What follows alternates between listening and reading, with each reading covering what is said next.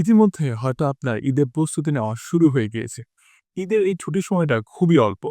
তবে এই অল্প সময়টাকে খুব efficiently ইউজ করা উচিত। এই ঈদের ছুটিতে আপনি ৩ টি কাজ করতে পারেন বা আপনার ৩ টি কাজ করা অবশ্যই জরুরি। নাম্বার 1, নিজেকে একটু সময় দেওয়ার চেষ্টা করুন। নিজের আত্ম-পর্যালোচনা করুন যে আপনি কোন অবস্থানে আছেন, নিজেকে কোথায় নিয়ে যেতে চান। পরিবারকে সময় দেন, বন্ধু-বান্ধবদের সময় দেন। আমাদের ব্যস্ত সময়ে আমরা পরিবারকে সময় দিতে পারি না। দেখা যায় পরিবারকে সময় দিতে গেলেও ফোন স্ক্রল করতে, করতে সময় পার হয়ে যায়। অথবা সারাদিন অফিস শেষে শরীরটা ক্লান্ত হয়ে যায়। তার কারণে বাবা-মা বা আত্মীয়স্বজনকে সময় দিতে পারি না। তাই এই ঈদের ছুটিতে চেষ্টা করুন আত্মীয়স্বজন এবং বাবা-মাকে একটু সময় দিতে। এবং thirdly যদি সুযোগ হয় কিছু শেখার চেষ্টা করুন। নতুন কোনো স্কিল ডেভেলপ করার চেষ্টা করুন।